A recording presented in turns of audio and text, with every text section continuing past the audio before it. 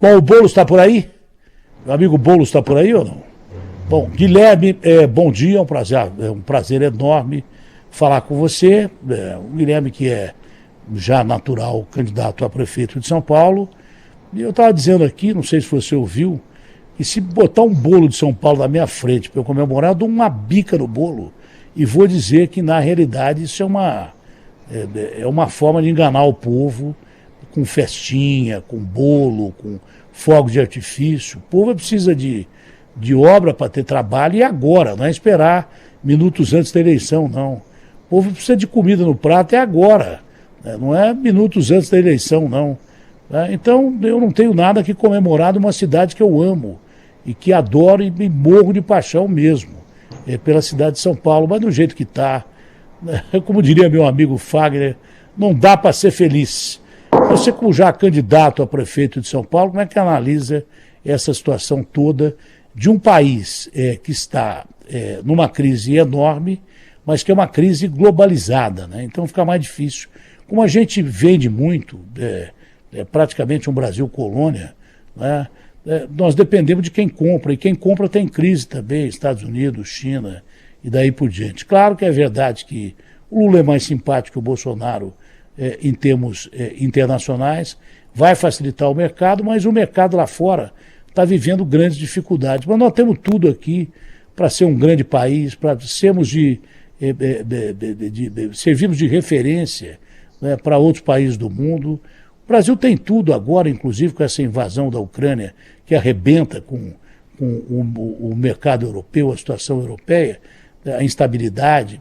A gente precisa de calma e paz e estabilidade no Brasil, por isso que não podem se repetir aqueles atos terroristas, golpistas, de vândalos, chame do que quiser, em Brasília, para que a gente tenha paz, porque é o momento ideal para o bom investidor colocar o dinheiro aqui no Brasil, e não só jogar na bolsa ou mexer com câmbio de dólar. Isso é dinheiro podre. O Brasil hoje é um país que, se tiver uma estabilidade política necessária e tranquila, é um atrativo para qualquer investidor do mundo inteiro. Bom, já falei demais, é uma pergunta que é uma exposição, e eu queria saber o que o candidato, e fortíssimo candidato a prefeito de São Paulo, dizem até que não tem oponente, é o Boulos, o que ele pensa disso tudo de São Paulo e do Brasil. Pois não, Boulos, bom dia. Bom dia, Datena. Primeiramente aí, feliz 2023 para você, para todo mundo que está nos acompanhando aqui na Rádio Bandeirantes. De fato, Datena, a situação de São Paulo, vou falar primeiro aqui da nossa cidade, que vai completar daqui a 13 dias aniversário, é uma situação crítica. E olha que loucura, ela não é crítica por falta de dinheiro, Datena. Tem 34 bilhões de reais em caixa. O orçamento de 2023, agora da cidade de São Paulo, é o maior da história. Pela primeira vez vai superar 100 bilhões de reais. Né? Só que parece que o prefeito acredita que a prefeitura é banco. A prefeitura ela tem que acumular. Daqui a pouco ele começa a cobrar juros da população para acumular mais. É impressionante. Né? A prefeitura não é banco. Isso é boa. A prefeitura não tem que ficar... Só faltava a gente pagar juros mesmo, é boa. Uma coletiva para dizer que o caixa da prefeitura está em tanto. Eu não quero saber quanto está o caixa da prefeitura. Eu quero saber e não ter... Não, é até vergonha isso, né? É até vergonha isso. Pô, vão morrendo de fome, o cara dizer que está sobrando dinheiro no caixa. Usa o dinheiro, pô. Olha, é lógico que é bom ter uma situação financeira estável, ninguém quer a prefeitura no vermelho, não se trata disso não. Ninguém está falando aqui de não ter responsabilidade fiscal. Agora tem que ter um pingo de responsabilidade social, se você é o gestor da cidade mais rica da América Latina e que ao mesmo tempo tem gente virando lixo para poder comer, tem criança no semáforo com plaquinha desesperada pedindo comida, tem 60 mil pessoas morando nas ruas da cidade, quer dizer, está tudo errado. Tem dinheiro em caixa e esse dinheiro está sendo mal utilizado. Tem uma coisa que eu acho até curioso, Datena. A última vez que a gente conversou, no fim do ano passado, conversamos sobre aquela história da tarifa zero. Aí o prefeito decidiu e falou, eu vou fazer uma tarifa zero em São Paulo. Pô, a hipocrisia é tão grande que agora, essa semana, anteontem, na verdade, ele entrou com uma ação no Tribunal de Justiça para revogar a decisão judicial que retomou a gratuidade para os idosos entre 60 e 65 anos, que ele tinha cortado a gratuidade, a gente recorreu na justiça, os partidos de esquerda, oposição e tal, aí conseguimos a justiça, e ele que disse que quer fazer tarifa zero, recorreu contra a gratuidade dos idosos de 60 e 65 anos. Então, eu não sei qual é o rumo, o que pensa, o que o Ricardo Nunes tem na cabeça para governar São Paulo. Será que os caras acham que o povo é besta? Será que, porque é contraproducente você recorrer da gratuidade para... E ontem eu ouvi o bispo, amigo meu aí da Band, reclamando, até o cara perguntou para ele, você não paga... Você paga ônibus? É claro que eu pago, o cara cortou a gratuidade. Agora, como é que o cara acha que pode enganar o povo dizendo que vai ter tarifa zero? Tarifa zero é uma ova, em primeiro lugar. Né? Porque o que ele dá de subsídio a ônibus, a gente paga umas 3 vezes o ônibus. A gente não, que eu não pego busão. Mas o povo de São Paulo que pega busão, paga umas 3 vezes o bilhete do ônibus. Por que você nunca vê dono de ônibus reclamar de aumento de combustível? Por que você não vê?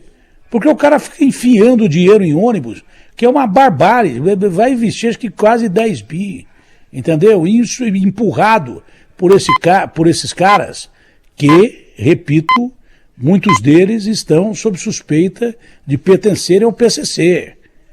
Os caras têm medo de falar isso, mas a polícia está atrás, o GAECO está atrás, e o cara fica financiando ônibus, que esses ônibus muitas vezes...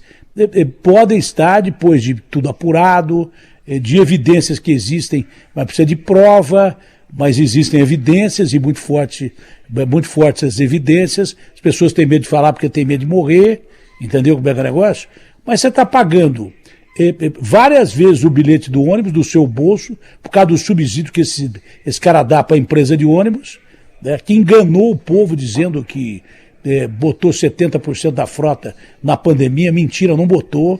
Devia ter botado 150% da frota para não ter congestionamento dentro de ônibus, para não ter gente demais dentro de ônibus. Quanta gente morreu dentro de ônibus porque não tinha ônibus suficientes para colocar a população ali dentro, e os ônibus, as pessoas empurravam, os caras da SP-Trans empurravam os passageiros para dentro do ônibus para morrer sufocado de coronavírus. Quantos motoristas e quantos cobradores morreram por causa disso? Aí vem o cara dizendo que vai dar tarifa zero e recorre contra a volta da gratuidade. Ele acha que todo mundo é otário aqui dessa cidade, mas o entrevistado é você, manda o pau aí que eu fico aqui ouvindo. Não, você tem toda a razão, Datena. E tem outra. O que ele quer fazer não é tarifa zero. O que ele quer fazer é uma bolsa para a máfia do transporte. Eu tenho dito isso e vou dizer isso em qualquer canto, porque não tenho rabo preso com ninguém, não devo nada a ninguém. Então, qual é a situação? Vê só, Datena. Uma coisa é você reduzir o custo da passagem ou fazer tarifa zero, tendo uma planilha de custos, ou seja, quanto custa cada viagem de ônibus, quanto custa para rodar o sistema de ônibus por dia na cidade de São Paulo. Sabe quem é que tem essa planilha como uma caixa preta e quem dá essa informação para a prefeitura? São as empresas. Ou seja, é quem vai receber o dinheiro que diz qual é o custo. E outra... Quem fiscaliza isso? Hã? Quem fiscaliza isso? Não, ninguém fiscaliza isso. Quem deveria fiscalizar isso é a SP-Trans, mas qual é o caminho para você fiscalizar isso, Datena? Eu defendo isso há muito tempo, defendi isso na campanha de 2020. O que a gente tem que fazer era pega algumas linhas piloto. Pega aqui, sei lá, aqui no Campo Limpo Praça Ramos, terminal Campo Limpo Praça Ramos. Pega uma lá na Zona Leste, pega uma na Zona Norte, lá em Taipas. Pega uma no Grajaú. Essas linhas piloto e bota a prefeitura para rodar essas linhas, certo? Cria uma pequena empresa municipal para rodar essas pequenas linhas, para você ter um padrão de custo real que não seja dado pelas empresas, para você poder estabelecer. Isso existe em vários lugares. Estabelecer um padrão a partir de uma linha que você rode. Não. E outra, muito dono de empresa, né? Você pega o cara, o famoso Ruas, que é dos maiores donos de empresa em São Paulo, ele é dono também da empresa que faz a carroceria dos ônibus, ele é dono também da empresa que vai guinchar os ônibus, das garagens de ônibus, do terreno da garagem. É um lobby que os caras construíram. Sem falar em político que participa disso, né? Sem falar em político que participa disso indiretamente, né? Mas lógico que tem. E a gente sabe quais são. Tem político que é dono de empresa de ônibus. É vereador na cidade de São Paulo e é dono de empresa de ônibus. E estão defendendo agora essa Bolsa Máfia. Por quê, Datena? E aqui vamos falar o português claro, porque eu fui conversar, não tiro coisa da minha cabeça de forma voada, fui conversar com os especialistas de transporte que não estão comprometidos com isso. O que aconteceu? Houve uma redução do número de passageiros, está tendo gradualmente uma redução do número de passageiros em São Paulo. Isso tem a ver com a generalização do Uber. Então, muitas vezes, se o serviço, se o ônibus está muito lotado, se está demorando para passar, a pessoa vai lá e pega um Uber. O Uber ele é mais barato que o táxi, então ele popularizou essa forma de transporte para passageiros que antes só tinham um ônibus. Com isso, reduziu o número de passageiros.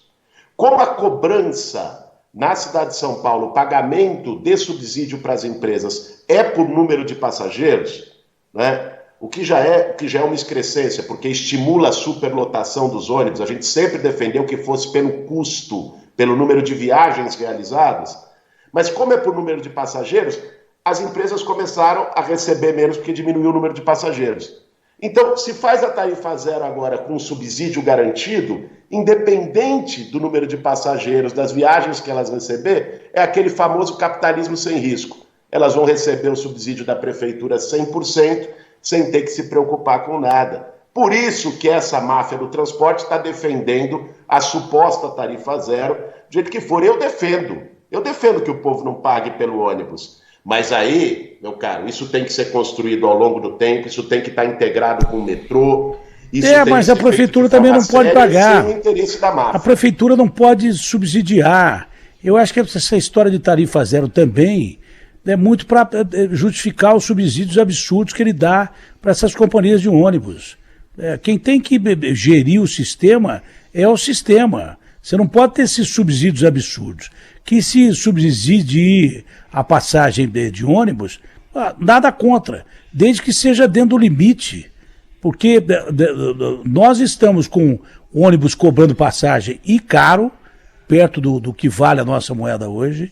Não adianta falar em aumento de ônibus, que aí vai ter quebradeira, vai ser uma coisa terrível. Nós estamos falando de uma passagem cara para o poder aquisitivo do brasileiro, que é próximo de nada, e ainda por cima, o que essa prefeitura deu durante a pandemia para a gente que não utilizou os ônibus que deveria utilizar na pandemia, é uma coisa absurda, é uma excrescência, é quase que um roubo. E a projeção do que ele vai dar agora, você podia ficar com tarifa zero até o ano 15.014, sei lá. Isso é o fim do mundo, isso não tem cabimento. Não tem cabimento, a gente já paga o subsídio do ônibus, a gente já paga a passagem. Agora, subsídio chegando a quase 10 bi em 2 anos, o cara tá louco. O cara tá louco, deu 4, 5 bi o ano passado, quer dar mais subsídio para ônibus. Voltamos sempre na mesma conversa. E tem uma história também que às vezes o ônibus sai da garagem, para num qualquer ponto da cidade aí e fica funcionando ali e com jeito de manter a catraca em funcionamento como se estivesse transitando normalmente na cidade. Fica parado lá com a catraca rodando e como é que você vai conferir isso? É a mesma coisa que o cara querer controlar quem entra e sai do motel, que é usado para lavagem de dinheiro. É a mesma coisa você querer controlar, até é difícil falar isso aqui, porque é perigoso os caras me tirarem do ar, esse negócio de prêmio de loteria. Negócio de prêmio, eu não jogo em loteria. Por que eu não jogo em loteria? Porque, como é que pode um cara ganhar 20 vezes na loteria, que nem aquele João Alves? Um cara do Paraná ganhar 90 vezes na loteria. Ganhou 90 vezes na loteria. Lavagem de dinheiro. Mas você não pode tocar porque isso é assunto do governo e tal. Entendeu? Os caras não têm coragem, não têm saco para falar coisa que tem que ser falada. Esse país aqui, é aquilo que eu falei, como é que você pode morrer de fome no país, do terceiro país mais produtor, maior produtor de alimento do mundo? Tem coisa errada. Como é que você pode não ter casa num país que é a 10ª potência econômica do mundo chegou a ser a 6ª? Então, tudo isso que nós estamos falando aqui, no varejo, sem entrar na roubalheira política que existe nesse país, existiu e sempre vai existir. O Cabral tomou quase 400 anos de cadeia e está na rua, entendeu? Bom, isso aí sim você vê como fecha a conta da corrupção, que nem é o pior problema do país. O pior problema do país não é a corrupção, é a evasão fiscal. Muito rico usa advogado para não pagar imposto, entendeu? Alguns não pagam imposto porque acham que a política fiscal é desonesta, e é mesmo, porque o Estado quase que não devolve nada para a população, é o que você falou. Como é que pode o Estado de São Paulo ter acumulado quase 70 bi para financiar a campanha do Rodrigo Garcia e gente morrendo de fome na pandemia, morrendo de doença, não tendo EPI para médicos e enfermeiros? Como é que pode São Paulo ter 36 bi em caixa, a cidade de São Paulo, e o cara batendo no peito, dizendo que, olha, eu estou guardando dinheiro aí, mané, com gente morrendo na rua pra caramba aí, o que você vai fazer com o dinheiro? Faz obra aí, dá obra para todo mundo. Vão esperar aqueles clássicos 5, 6 meses, um pouquinho depois, para começar a jogar dinheiro na campanha do cara. Aí já morreu gente de fome, aí já é tarde. Olha, essa aqui não é uma campanha política do Boulos, não. Que ele é candidato a prefeito, teve coragem de se lançar candidato a prefeito agora, porque muita gente não tem, porque tem medo de começar a apanhar agora. O Boulos já apanhou tanto que apanhar mais um pouquinho não vai significar nada. E ele tem coragem para sair e dizer, eu sou candidato a prefeito. Os caras não, os caras esperam passar um determinado tempo para não revolver os casos passados que eles têm, entendeu? E aí começam a gastar dinheiro do povo. E até lá, quantos empregos você podia ter dado, quantas obras você podia ter feito, quanta gente você podia ter ajudado, tudo que você vai fazer em 6 meses é pouco, 7 meses é pouco, você podia fazer desde o começo do seu mandato, aí você seria adorado, não seria tratado como tem político que se sair na rua, os caras vão atrás dos políticos, velho.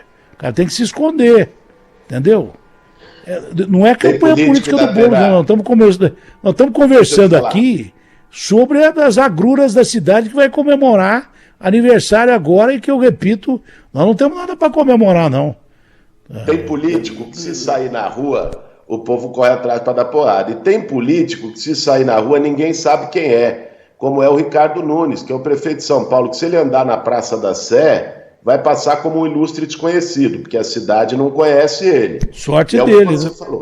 E é o que você falou. Confunde ele com o Nico, é capaz de dar um abraço dele achando que é o delegado Nico. Vai querer aparecer igual louco, né, no último ano, no ano que vem, a partir do final desse ano, para dizer que está fazendo coisa que não fez nos 3 anos anteriores. É impressionante. E se você pegar, Datena, eu vi, antes de eu entrar aqui, que você estava falando da situação da Cracolândia, né, que teve ontem mais uma operação lá. Olha, assim, eu acho que nós temos que... Já passou da hora da gente jogar de lado a demagogia, como os últimos governos trataram a Cracolândia e continuam tratando, e botar a solução real. Porque eu me lembro do Dória na eleição dizendo que ia a Cracolândia em 1 mês. E não foi na última eleição, não, hein? Foi na eleição que ele foi candidato a prefeito de São Paulo e ganhou. Isso fazem 6 anos.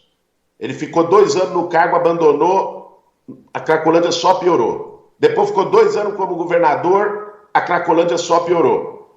Ou seja, vamos parar com essa história de demagogia. O Tarcísio já entrou na mesma, né? Achar que você vai resolver lá com porrada. Deixa eu te fazer uma pergunta. Alguém que está ouvindo a gente aqui acha que o traficante que manda crack, que manda cocaína para Cracolândia, que esse traficante está lá no meio daquelas barracas? Esse traficante está dentro de mansão, né? O que pode estar lá é um aviãozinho.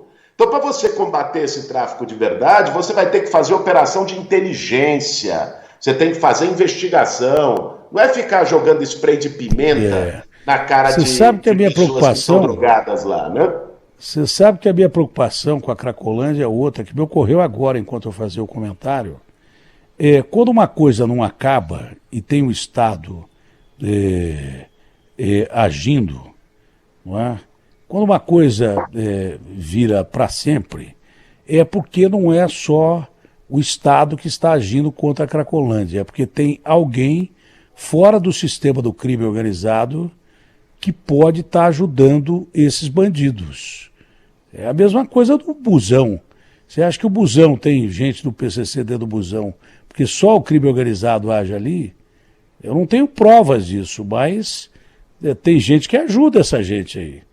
E às vezes gente que a gente nem imagina. Quando você não acaba com uma ferida, é câncer. Tá? E o câncer tem vários fatores aí que contribuem. O meu medo é a infiltração de bandido em política. O meu medo é a infiltração de bandido em imprensa. O meu medo é a infiltração de bandido na sociedade que ajuda a sustentar um esquema criminoso. Se a gente não desarticular isso, a gente vai virar um Estado criminoso e aí ninguém volta mais atrás. A Cracolândia não está lá. É porque se a polícia e de repente, se o Ministério Público unidos vão para dentro, acaba com aquele negócio lá. Tratamento para as pessoas se desmamar do traficante, e precisa mesmo. O usuário tem que ser tratado com carinho e tem que ser levado para tratamento. E traficante, amigo, é jogar na cadeia e jogar a chave fora. Agora, resta saber, é a mesma coisa do ataque a Brasília. É que o ministro Marco Aurélio defendeu aqui ontem que fossem culpabilizados os caras que atacaram a cidade e que se parasse por aí. Não, você tem que ir atrás de quem financiou e quem também facilitou. Esses são a mão que balança o berço. Eu estou achando que na Cracolândia tem uma mão que balança o berço, que não é só o PCC. Claro. Tem uma mão que balança o berço. Claro. Então essa mão que balança o berço é que está acabando com o Brasil. Entendeu? É isso aí.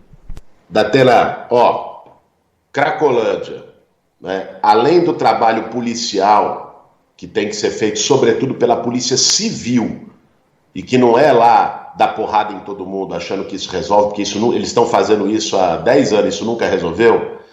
É um trabalho de investigação para pegar o crime organizado, quem que está por trás disso tudo. Você tem que ter um trabalho intensivo social baseado em 3 eixos na Cracolândia.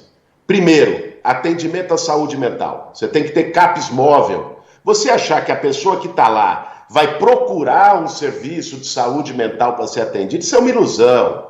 Né? Você tem que ir até o lugar, você tem que levar os psiquiatras, faz uma tenda, você faz um CAPS móvel para atender as pessoas, individualizar, ver qual é a forma de tratamento para cada um. Segundo, você tem que ter moradia, porque as pessoas não falam isso, Datena, mas o problema da Cracolândia também é um problema de população em situação de rua.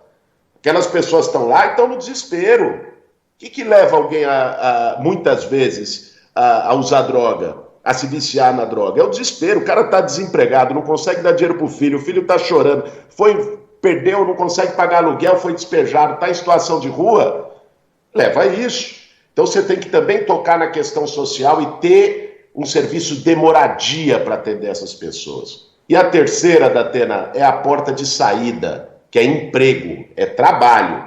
Porque não adianta também você chegar só com a assistência e não dar a condição para a pessoa tocar a vida com a sua própria perna. E aí é frente de trabalho. Olha como está a cidade, Datena. Cidade está largada, cidade de São Paulo, mesmo com 34 bi em caixa. Você anda numa praça, parece um matagal. Você anda numa rua, é buraco para todo lado. Bate uma chuva em São Paulo, os semáforos param de funcionar. Né? É uma desgraceira que está. O tanto de serviço de zeladoria que é necessário nessa cidade, então pega essas pessoas, garante pelo menos um salário mínimo, a prefeitura pague, dinheiro tem, né? E bota essas pessoas para cuidar da zeladoria da cidade, ganha nas duas pontas. Você dá dignidade para as pessoas e a cidade fica melhor e mais bem cuidada, pô. Deixa eu te ajudar numa coisa aí. Ser prefeito é ser zelador da cidade, né? Ser síndico da cidade e daí por diante, né? Quantos prédios aí não tem maracutaia com o síndico contratando a empresa que ele quer para poder ganhar em cima do trabalho da empresa. Isso também tem que ser passado a limpo. Tem empresa que o Agostinho denunciou que fingia que tapava buraco e não tapava buraco coisa nenhuma e não tinha fiscalização. Quando foram fiscalizar, viram que a empresa estava cometendo atos gravíssimos, jogar uma britazinha de 1,5 centímetros e recebia regiamente por isso. Pergunta se essa empresa não está nesse pool de empresas que faz parte do bi que o prefeito quer usar para tapar os buracos da cidade. A mesma empresa está nisso aí. E vai se repetindo. É aí que está a jogada. Né? É na contratação da empresa, das licitações. Por exemplo, quiseram privatizar o cemitério. Nós fomos lá e demos um dia antes da concorrência quem ia ganhar a concorrência, que estava viciada. Quem é que estava produzindo a concorrência, dirigindo os trabalhos da concorrência? Uma senhora, o Ricardo Nunes falou para coitadinha, ela é velhinha. Eu falei, é velhinha, mas os canalhas também merecem, o velho. O grande lance é o seguinte, ele querendo tratar como se fosse a Mamãe Noel. A mulher estava sendo investigada por desvio de mais de 20 bi do erário público e estava dirigindo uma concorrência pública. E pergunta se ele mandou a mulher embora. Ele só tirou a mulher de lá e botou em outro lugar, na prefeitura. Quer dizer, essa história de zeladoria, ser síndico de prédio, tem que ficar de olho, porque senão o cara contrata quem ele quer e recebe do cara o que ele quer. Esse é o detalhe também, tem que ter Você sabe, Datena, fiscalização nessa coisa de tapa-buraco, um dia, numa rua aqui perto da minha casa, né, tinha um buraco, todo mundo reclamava, até o dono do bar aqui, do Sidones aqui, me procurou, falou, Boulos, vê se você consegue fazer alguma coisa e tal, né? Aí fomos reclamar, aí vieram tapar o buraco. Quando vieram tapar o buraco, Datena, fizeram um buraco 10 vezes maior que o buraco que tinha para tapar o buraco. Eu falei, que é isso? Como é que pode? Aí eu falei, olha, tem coisa aí, tem maracutaia aí. E fui conversar com um conhecido que trabalha no Tribunal de Contas do município, para falar, bicho, o que é isso? Ele me explicou. Sabe qual que é a mutreta? A empresa que tapa buraco de asfalto, ela recebe pelo tanto de asfalto que ela gasta para tapar um buraco. Ela não recebe por serviço, certo? Então, ó, você tapou um buraco aqui, você vai receber por esse serviço. Não, ela recebe pelo volume de asfalto que ela usa. Então, o que eles fazem? Bota o buraco, aumenta o buraco pra caramba, para gastar mais asfalto, para receber mais em cima do asfalto que gastou. Olha que ponto que a máfia chega na ultimamente nem precisa disso, que o buraco é tão grande. Ultimamente nem precisa disso, que os buracos são tão grandes que cabe carro lá dentro. Não tem buraco de rua, tem rua no buraco. Surgiu uma notícia agora aí, Garrafa, tá na capa do UOL, que o Tarcísio resolveu não empregar o cunhado dele. Faz muito bem. Mas ele mantém o irmão da Michele em cargo público em São Paulo. É isso mesmo, Garrafa? Eu estou errado. Só para saber o comentário do Boulos. Saiu agora no Diário Oficial, tornou-se sem efeito a nomeação de Maurício Pozobon Martins, cunhado do governador de São Paulo. Martins tinha sido designado para exercer o cargo de assessor especial do governador com salário de R$21 mil. Ele também nomeou Diego Torres Dourado, irmão da ex-primeira-dama. Ele vai ganhar, e aí está efetivo, ele vai ganhar R$19 mil por mês, Datena. Boulos. Olha, Datena, o Tarcísio começou mal. Eu acho assim, você sabe que eu não votei no Tarcísio, não fiz campanha pro Tarcísio, mas eu acho que todo mundo merece ter a sua chance de governar. O cara ganhou a eleição. A gente não está entre aqueles que falam, não ganhou, a urna não funciona, quando perde e tal. Ganhou, teve o voto da maioria do povo de São Paulo, tem a responsabilidade de governar. Agora, começou mal, é preciso dizer. Você começar contratando o cunhado, bom, recuou agora, muito bem, né? Antes tarde do que mais tarde ainda. Agora, manter o cunhado, o irmão da Michele Bolsonaro, que é o cunhado do Bolsonaro, ele vai usar o governo de São Paulo para pagar a dívida política com o Bolsonaro, é isso? Essa é a ideia, de usar o governo do maior estado do Brasil para ficar pagando dívida política porque o Bolsonaro ajudou a eleger ele, ou foi o maior cabo eleitoral dele? Está errado. Eu espero que o Tarcísio se afaste do bolsonarismo, vejo com bons olhos os gestos dele quando tenta se afastar. Importante ele ter ido lá com o presidente Lula, junto com todos os 27 governadores, para aquela reunião de emergência depois da tentativa de golpe que nós vivemos lá em Brasília. Agora, está errado em manter o irmão da Michelle Bolsonaro. E, aliás, nós vamos saber de mais coisa, Datena, quando tiver agora toda a abertura de sigilo de 100 anos. Eu não sei se você viu hoje de manhã, a matéria que começou a abrir alguns dos sigilos. Um sigilo que abriu foi o gasto do Bolsonaro em cartão corporativo em hotel. Aliás, os tweets seus sobre o gasto do cartão corporativo do presidente já estão nos trend tops aí, não tá, Garrafa? Eu tô enganado.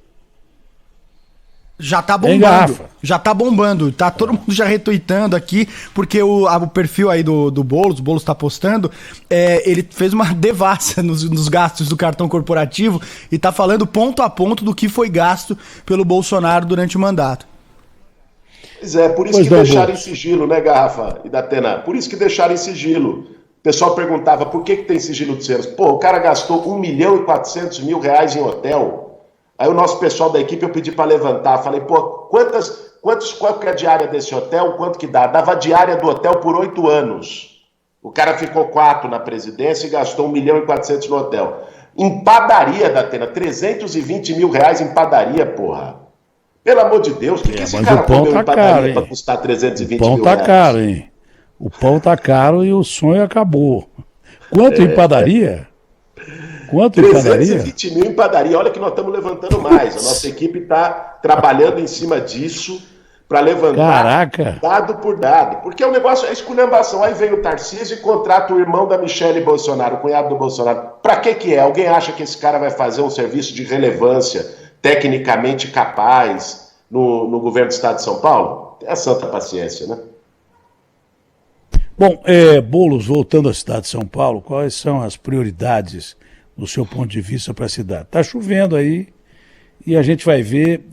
O Haddad, há um tempo atrás, foi um dos rolos que eu arrumei com o Haddad, mas dentre tantos, ele não gosta de mim e é recíproco, mas ele disse que ia acabar com moradia em área de risco. Não acabou nada.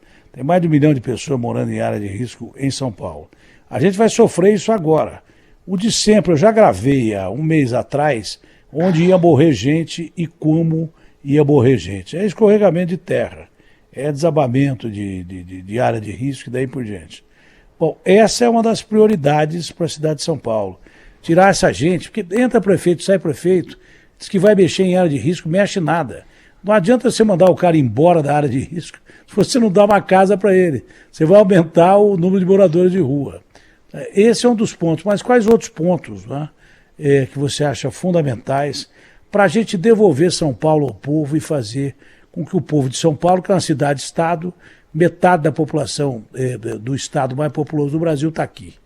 Quais são as prioridades do seu ponto de vista? Datena, eu te citaria hoje 2 pontos que me chocam muito andando na cidade de São Paulo. E você fala sempre deles aqui. Um deles é a fome.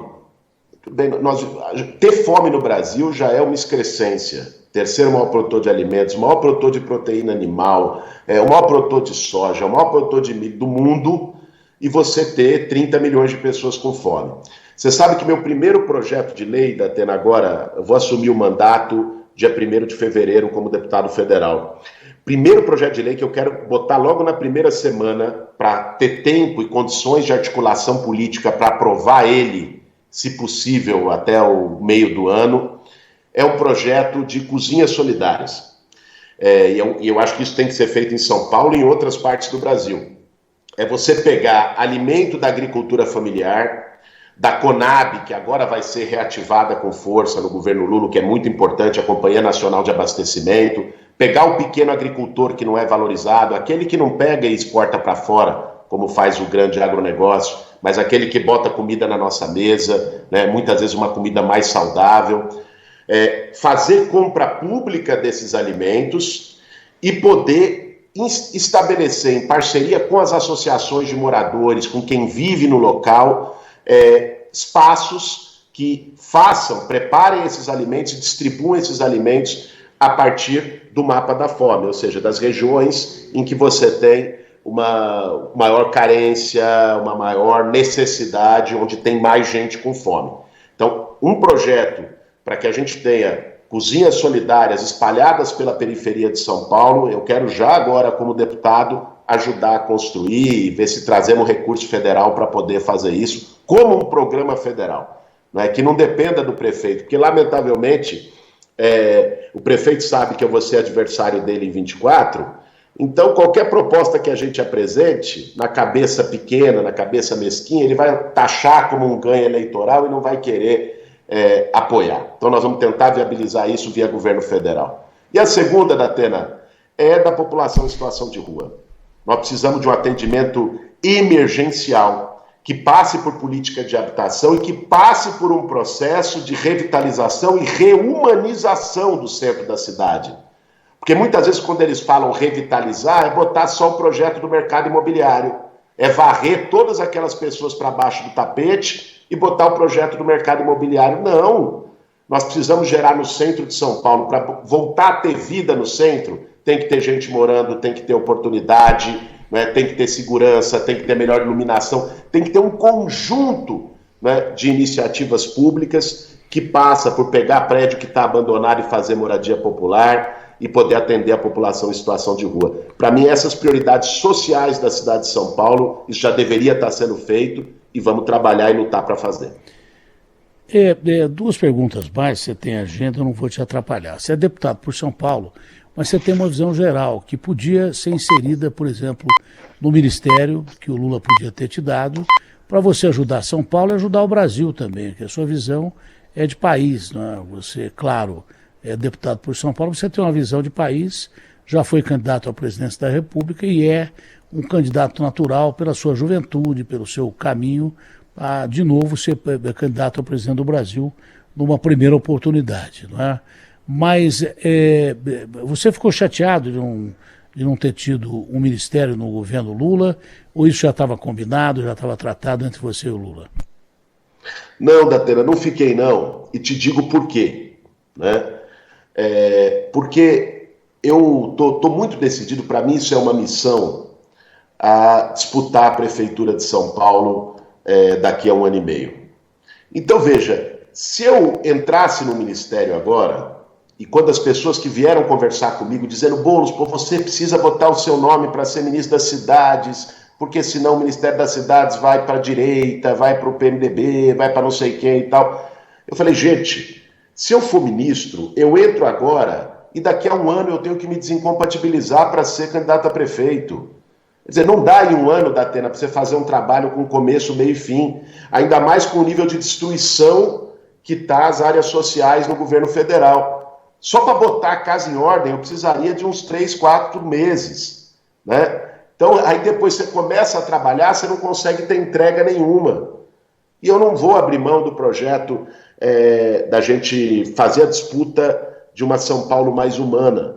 Então, acho que ficou de bom termo eu ter um papel na Câmara Federal esse ano, né? Vou fazer a disputa no parlamento, que também é muito importante, vou ajudar o Lula a reconstruir o Brasil a partir do parlamento, tenho uma boa relação com a enorme maioria dos ministros do Lula, vou dialogar com esses ministros para poder trazer projetos, recursos para São Paulo, como esses que eu citei, de combate à fome, de moradia popular e tudo mais, e cumprir minha missão, pela qual também eu fui eleito por mais de 1 milhão de pessoas para poder estar lá. Então estou muito satisfeito, Datena, estou com a consciência muito tranquila e não fiquei chateado, não, pelo contrário, acho que o melhor lugar para eu estar nesse momento é no Congresso Nacional, até para ter melhores condições de fazer a disputa ano que vem aqui em São Paulo. Guilherme, mais uma vez obrigado pela sua atenção, foi uma excelente entrevista, muito bacana, foi um papo sempre muito legal. É bom conversar com você, é muito bacana conversar com você e esclarecer à população de São Paulo de verdade quem você é, não é? As pessoas costumam criar determinados mitos, não é? A partir de determinadas fake news e estabelecer que tem pessoas que não têm controle, tem pessoas que querem invadir casa de alguém. Você viu que quando o Boulos falou em estimular novas moradias, ele falou em aproveitar prédios que estão abandonados, que às vezes a gente nem sabe de quem é, às vezes é de fundo internacional, e daí por diante está lá abandonado. Em nenhum momento ele pregou invasão de propriedade, nem invasão de qualquer coisa que o valha. É muito bacana a gente conversar com decência e com moral, para não levar a conversa para um lado que desfavoreça o entrevistado, mais ainda do que as pessoas tentam desfavorecer. O Boulos é hoje o principal candidato à prefeitura de São Paulo. Ele é o cara que tem mais força para ser o prefeito de São Paulo, até porque quase ganhou a eleição do Bruno Covas nas últimas eleições. Ele tem entrada em todos os setores da sociedade brasileira, tem entrada entre jovens, velhos, mulheres, homens, e ele é um cara preparadíssimo para ser prefeito de São Paulo. Isso é uma coisa clara, evidente, tanto que já botou a cara e botou o seu nome à disposição, mais uma vez, de ser candidato a prefeito da cidade de São Paulo. Meu respeito, meu carinho, dá um abraço na sua senhora, das crianças, e um beijo grande no papai, que a gente gosta muito. Tá bom, Guilherme? Abraço grande. Obrigado, Datena. Forte abraço para você, meu caro, na família toda. Desejo um excelente ano, com muita saúde, com muitas conquistas. E sempre apostos aqui quando você me convidar para conversar na Bandeirantes. Forte abraço.